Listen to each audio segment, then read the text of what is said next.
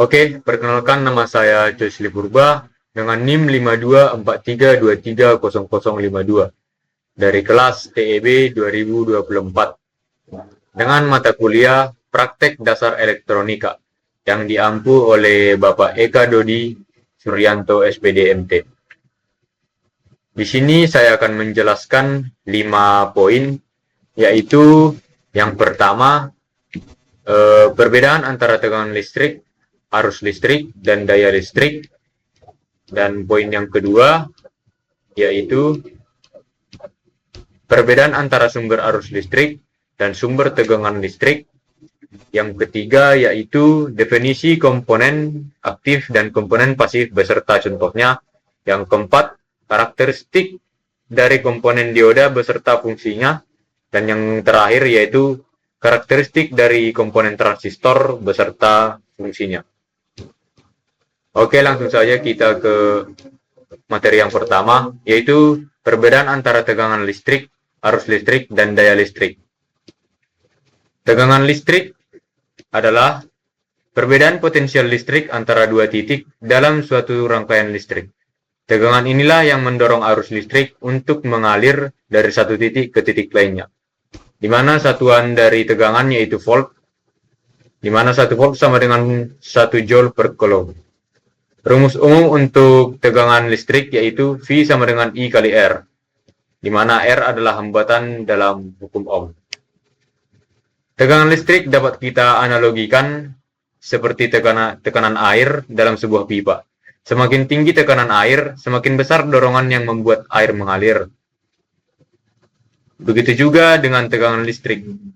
Semakin tinggi tegangan, semakin besar gaya dorong terhadap muatan listrik. Sumber tegangan contohnya yaitu baterai, generator listrik, dan sumber daya listrik lainnya. Yang kedua yaitu arus listrik. Arus listrik adalah banyaknya muatan listrik yang mengalir melalui suatu penghantar dalam satuan waktu. Arus terjadi karena adanya tegangan yang mendorong elektron bergerak dari suatu rangkaian. Satuan dari arus listrik yaitu ampere atau A, di mana 1 ampere sama dengan 1 coulomb per detik. Rumus umum untuk arus listrik yaitu I sama dengan V kali R, di mana V adalah tegangan dan R adalah hambatan. Jenis-jenis arus listrik ada 2, yaitu yang pertama arus searah atau DC, yaitu mengalir dalam satu arah seperti pada baterai. Yang kedua yaitu arus bolak-balik atau AC, mengalir bolak-balik secara periodik seperti listrik dari PLN. Arus listrik bisa dianalogikan seperti jumlah air yang mengalir dalam pipa per satuan waktu. Semakin besar arus, semakin banyak air yang mengalir. Yang ketiga yaitu daya listrik. Daya listrik yaitu energi listrik yang digunakan untuk dikonversi per satuan waktu. Daya yang menunjukkan seberapa cepat energi listrik digunakan atau dihasilkan oleh suatu perangkat. Satuan dari daya listrik yaitu watt atau W, di mana 1 watt sama dengan 1 joule per detik. Rumus umum untuk daya yaitu P sama dengan V kali I untuk rangkaian listrik umumnya. Rumus daya listrik dalam rangkaian resistif ada juga yaitu jika hanya diketahui arus dan hambatan, maka rumusnya P sama dengan I kuadrat kali R. Dan jika hanya diketahui tegangan dan hambatan, maka rumusnya P sama dengan V kuadrat per R. Jenis-jenis daya listrik ada 3, yaitu daya aktif atau P, yaitu daya yang benar-benar digunakan oleh perangkat listrik, satuannya watt. Yang kedua yaitu daya reaktif atau Q, daya yang tidak digunakan tetapi tetap beredar dalam rangkaian AC, satuannya volt ampere reaktif atau var. Yang ketiga yaitu daya semu atau S, kombinasi daya aktif dan daya reaktif, satuannya volt ampere atau VA. S sama dengan V kali I. Daya dapat dianalogikan sebagai jumlah energi yang dihasilkan oleh aliran air untuk melakukan kerja, misalnya memutar turbin atau mengisi tangki air. Kesimpulan yang didapat dari definisi tegangan, arus, dan daya yaitu tegangan yaitu perbedaan potensial listrik yang mendorong arus listrik, sedangkan arus yaitu aliran muatan listrik dalam penghantar. dan daya yaitu energi listrik yang digunakan per satuan waktu. Jadi, dapat kita simpulkan bahwa tegangan adalah penyebab arus listrik, dan arus adalah hasil dari tegangan yang diberikan. Juga daya adalah jumlah energi yang digunakan akibat adanya arus dan tegangan. Di sini kita bisa lihat yaitu contoh tegangan listrik dalam kehidupan sehari-hari, contohnya baterai AA dan baterai motor atau mobil. Dan di sini ada contoh arus listrik, contohnya arus listrik dalam lampu senter. Dan juga contoh daya listrik dalam kehidupan sehari-hari ada lampu LED dan charger HP. Lalu kita masuk ke poin yang kedua, yaitu perbedaan antara sumber arus listrik dan sumber tegangan listrik. Dalam rangkaian listrik terdapat dua jenis sumber utama, yaitu sumber arus listrik dan sumber tegangan listrik. Berikut adalah perbedaannya. Di sini dapat kita lihat definisi dari sumber arus listrik, yaitu sumber yang mempertahankan arus listrik tetap konstan meskipun terjadi perubahan hambatan dalam rangkaian. Di mana simbol dalam rangkaiannya itu adalah seperti ini dengan tanda panah. Sedangkan untuk sumber tegangan listrik, yaitu sumber yang mempertahankan tegangan tetap konstan meskipun terjadi perubahan arus dalam rangkaian. Yaitu simbol dalam rangkaiannya ditandai dengan tanda plus dan minus, yaitu menandakan tegangan. Lalu untuk sumber arus listrik, karakteristiknya yaitu yang pertama arus tetap meskipun beban berubah. Yang kedua yaitu tegangan dapat berubah tergantung pada beban. Untuk contohnya yaitu sumber arus ideal, yaitu generator arus konstan, dapat dilihat pada gambar, dan juga sumber arus nyata, yaitu sumber arus transistor dalam rangkaian elektronik. Hubungan sumber arus listrik dengan hambatan, yaitu V sama dengan I kali R, yaitu tegangan bisa berubah jika R berubah. Pengaplikasian sumber arus listrik di kehidupan sehari-hari contohnya digunakan dalam rangkaian elektronik yang memerlukan arus stabil seperti amplifier dan pengisian baterai. Untuk karakteristik dari tegangan listrik, yaitu yang pertama tegangan tetap meskipun beban berubah. Arusnya berubah tergantung pada beban. Lalu untuk contoh dari sumber tegangan listrik yaitu yang pertama sumber tegangan ideal, yaitu baterai dengan tegangan tetap. Dan juga sumber tegangan nyata, contohnya PLN, aki, dan panel surya. Dapat dilihat pada gambar aki dan panel surya. Dan juga hubungannya dengan hambatan I sama dengan V per R, di mana arus bisa berubah jika R berubah.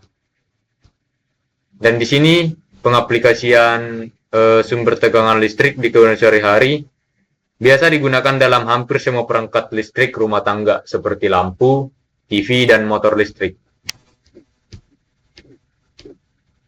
Jadi, kesimpulan yang didapat yaitu yang pertama, sumber tegangan listrik menjaga tegangan tetap stabil sementara arus berubah sesuai dengan beban. Yang kedua yaitu sumber arus listrik menjaga arus tetap stabil sementara tegangan berubah sesuai dengan beban. Ya, selanjutnya yaitu dalam praktiknya, sebagian besar sumber daya listrik di kehidupan sehari-hari lebih sering berupa sumber tegangan dibandingkan sumber arus. Lalu kita masuk ke topik yang ketiga, yaitu definisi komponen aktif dan komponen pasif beserta contohnya. Di sini kita bahas yang pertama, yaitu komponen aktif.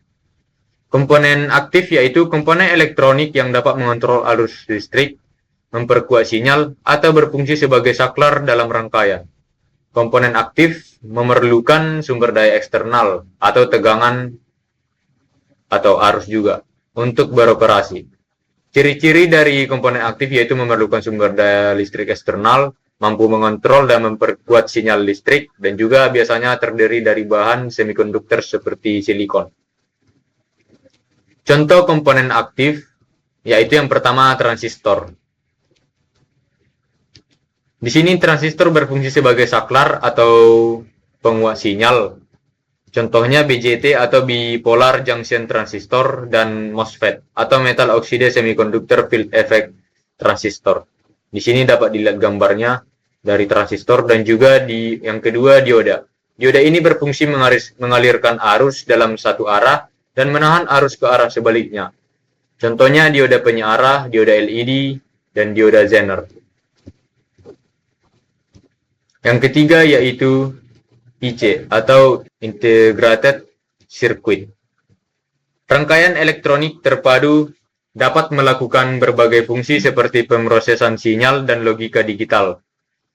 Contohnya yaitu IC mikroprosesor, IC amplifier, dan IC logika digital. Yang keempat yaitu SCR atau Silicon Controlled Rectifier, yaitu berfungsi sebagai saklar elektronik yang digunakan dalam sistem daya tinggi. Dan contoh yang kelima yaitu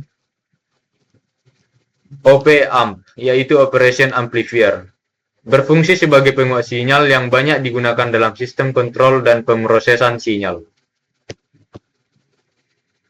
Lalu kita masuk ke komponen pasif, yaitu komponen elektronik yang tidak memerlukan sumber daya eksternal untuk beroperasi dan tidak dapat menguatkan sinyal listrik, tetapi berfungsi untuk menyimpan, mengalirkan, atau menghambat arus listrik. Ciri-cirinya yaitu tidak memerlukan sumber daya listrik tambahan, tidak dapat memperkuat atau mengendalikan arus listrik, dan juga hanya mempengaruhi arus atau tegangan berdasarkan sifat fisiknya.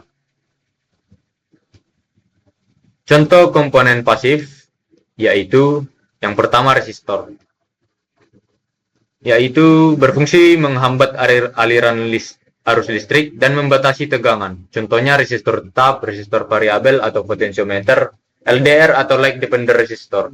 Yang kedua yaitu kapasitor. Kapasitor berfungsi untuk menyimpan energi listrik dalam bentuk medan listrik dan digunakan untuk penyaringan sinyal atau penyimpanan energi sementara. Contohnya itu kapasitor elektrolit, kapasitor keramik, dan kapasitor tantalum.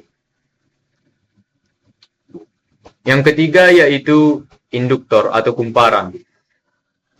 Berfungsi menyimpan energi dalam bentuk medan magnet dan digunakan dalam filter serta rangkaian osilator. Contohnya kumparan pada trafo, choke coil dalam power supply. Contoh yang keempat yaitu transformator atau trafo. Trafo ini berfungsi mengubah tegangan listrik AC tanpa mengubah daya totalnya. Contohnya trafo step up dan trafo step down. Lalu kita masuk ke topik yang keempat atau poin yang keempat yaitu karakteristik komponen dioda beserta fungsinya. Yang pertama kita masuk ke pengertian dioda, di mana dioda adalah komponen elektronik semikonduktor yang dapat memungkinkan arus listrik mengalir hanya dalam satu arah, yaitu anoda atau A dan katoda atau K. Yang kedua yaitu kita masuk ke karakteristik dioda. Karakteristik dioda yang pertama yaitu sifat unidireksional atau searah, yaitu dioda hanya mengalirkan arus listrik dari anoda ke katoda saat diberikan tegangan maju atau forward bias. Juga jika diberikan tegangan terbalik atau reverse bias, arus tidak akan mengalir, kecuali pada dioda khusus seperti dioda Zener. Yang kedua yaitu tegangan ambang atau threshold voltage, yaitu setiap dioda memiliki tegangan minimum agar dapat mengalirkan arus. Contohnya dioda silikon, yaitu sekitar 0,7 volt, dan juga dioda germanium sekitar 0,3 volt. Karakteristik yang ketiga yaitu resistansi nonlinear, yaitu saat forward bias, resistansinya rendah sehingga arus dapat mengalir. Dan juga saat reverse bias, resistansinya sangat tinggi sehingga arus hampir tidak mengalir. Yang keempat yaitu kapasitas maksimum arus dan tegangan, di mana dioda memiliki batas maksimum arus dan tegangan yang dapat ditahan sebelum mengalami kerusakan. Lalu kita ke karakteristik yang terakhir yaitu efek breakdown atau pecah tegangan, di mana jika tegangan terbalik melebihi batas tertentu, dioda bisa mengalami kerusakan akibat breakdown, kecuali dioda Zener yang dirancang untuk bekerja dalam kondisi ini. Lalu kita masuk ke Fungsi dan jenis dioda.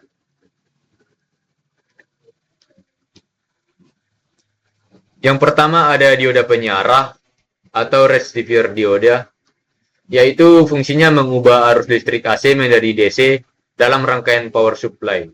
Contohnya dioda penyiarah dengan tipe 1N4007 dan 1N5408. Yang kedua, dioda Zener fungsinya untuk menstabilkan tegangan dalam power supply atau sebagai pelindung tegangan lebih. Contohnya yaitu dioda Zener 1N47333 yaitu 5,1 volt Zener, dan juga 1N4742 12 volt Zener. Yang ketiga yaitu dioda LED atau light emitting dioda. Fungsinya menghasilkan cahaya saat dialiri arus listrik digunakan dalam indikator dan penerangan. Contohnya LED merah, hijau, biru, dan putih. Yang keempat yaitu dioda Schottky.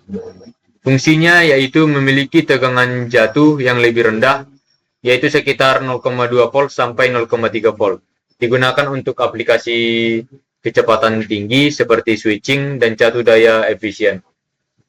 Contohnya yaitu 1N5819 dan juga SS34. Lalu yang kelima yaitu ada dioda varaktor atau varicap dioda.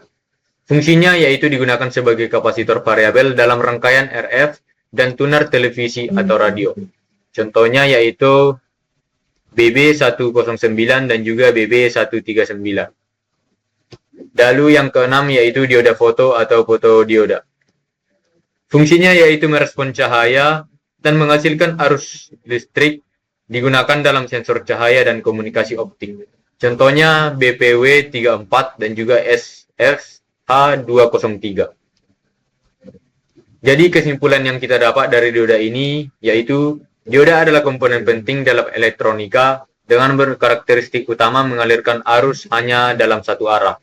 Berbagai jenis dioda seperti fungsi spesifik seperti penyiarah arus, stabilisasi tegangan, emisi cahaya, dan deteksi cahaya. Lalu kita masuk ke topik yang terakhir, yaitu karakteristik dan fungsi transistor. Di mana kita masuk ke pengertian transistor. Transistor adalah komponen semikonduktor yang berfungsi sebagai saklar elektronik dan penguat sinyal. Transistor memiliki 3 terminal utama, yaitu basis atau B sebagai pengontrol arus, kolektor atau C sebagai terminal input arus dari sumber daya, dan juga emitor atau E sebagai terminal output arus. Di sini terdapat gambar dari transistor serta bagian-bagiannya yaitu emitor, basis, dan kolektor. Terdapat 2 jenis utama transistor. Yang pertama transistor bipolar junction transistor atau BJT, yaitu menggunakan arus untuk mengontrol arus. Di sini dapat dilihat gambarnya. Dan juga yang kedua yaitu transistor field effect transistor atau FET, menggunakan tegangan untuk mengontrol arus. Lalu kita masuk ke karakteristik dari transistor. Karakteristik yang pertama yaitu dapat bertindak sebagai saklar atau penguat. Dalam mode on-off, transistor bekerja sebagai saklar elektronik. Dan juga dalam mode linear, transistor bekerja sebagai penguat sinyal. Yang kedua yaitu terdiri dari 2 jenis, NPN dan PNP. NPN harus mengalir dari kolektor ke emitor saat basis diberi tegangan positif. Dan PNP harus mengalir dari emitor ke kolektor saat basis diberi tegangan negatif. Yang ketiga yaitu sebagai pengendalian arus atau tegangan. Pada BJT, arus basis kecil dapat mengontrol arus kolektor yang lebih besar. Pada FET, tegangan pada gerbang atau gate mengontrol aliran arus dari drain ke source. Yang keempat yaitu memiliki parameter penting, yaitu gain atau HFE. Perbandingan antara arus kolektor dan arus basis pada BJT. Yang kedua yaitu tegangan jenuh atau FCE SAT. Tegangan minimum saat kolektor dan emitor saat transistor dalam keadaan aktif penuh. Juga kapasitas daya, yaitu batas maksimum arus dan tegangan yang bisa ditangani tanpa merusak transistor. Lalu kita masuk ke fungsi dan jenis transistor. Yang pertama yaitu sebagai penguat sinyal, yaitu digunakan dalam amplifier audio, radio, dan komunikasi. Contohnya 2N3904, BC547, NPN, dan juga BC557 PNP. Yang kedua yaitu sebagai saklar elektronik, yaitu digunakan dalam rangkaian logika digital dan kontrol motor. Contohnya 2N2222 atau NPN dan TIP42 PNP. Yang ketiga yaitu sebagai regulator tegangan, di mana ini digunakan dalam power supply untuk menstabilkan tegangan keluaran. Contohnya 2N3055 dan TIP41C.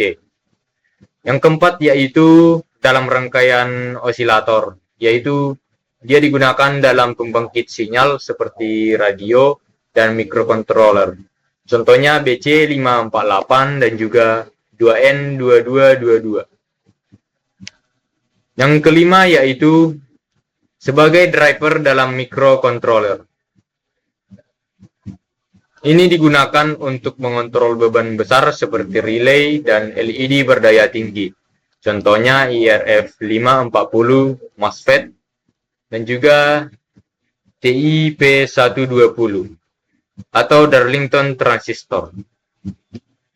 Jadi kesimpulan yang didapat dari transistor ini yaitu transistor adalah komponen semikonduktor serbaguna yang bisa berfungsi sebagai penguat sinyal, saklar elektronik, regulator tegangan, dan osilator. Terdapat dua jenis utama yaitu BJT dan FET, masing-masing dengan karakteristik dan aplikasi yang berbeda. Jadi sekian video dari saya. Jika ada kesalahan kata mohon dimaafkan. Saya Cusli Purba, terima kasih.